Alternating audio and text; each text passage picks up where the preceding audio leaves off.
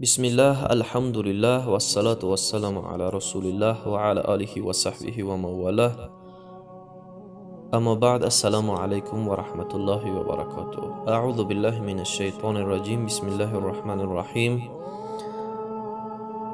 ولا يغتب بعضكم بعضا أيحب أحدكم أن يأكل لحم أخيه ميتا فكرهتموه واتقوا الله إن الله تواب الرحيم. صدق الله العظیم. خداوند مهربان در قرآن عظیم الشان می فرماید و شما یکدیگرتان را غیبت نکنید. آیا کسی دوست می دارد که گوشت برادری مرده اش را بخورد؟ نه، هرگز برای شما فارم نیست، یعنی شما نمی خواهید. و از خداوند بترسید، همان خداوند توبه پذیر و مهربان است. بله، پیامبر اسلام صلی الله علیه و سلم نیز ما را از غیبت کردن نهی فرمودند. کسی که غیبت میکند خداوند او را به 10 بلا گرفتار میسازد.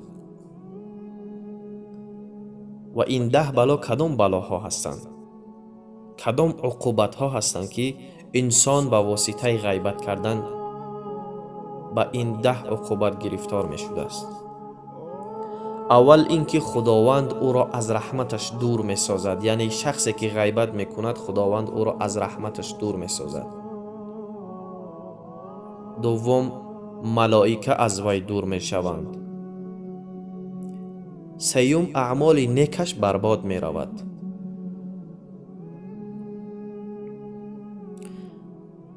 چهارم، روح مبارک پیامبر صلی الله علیه و سلم از او ناخوش می شود، یعنی از او آزار می یابد.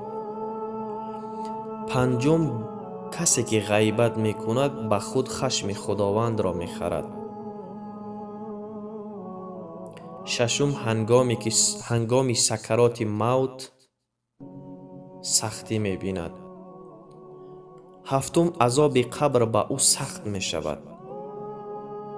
هشتم، وقتی مرگ اعمالش در مقابل غیبت عوض می شود، یعنی اعمالی که نیک کرده است، کارهایی که نیک کرده است، وقتی که انسانی که کارهای نیک می کند و غیبت می کند، این غیبت اعمال نیکش را نابود می سازد.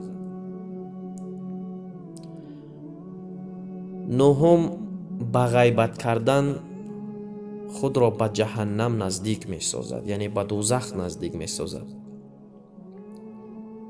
دهم، کسی که غیبت می کند خود را از رحمت خداوند، یعنی از بهشت خداوند دور می گرداند.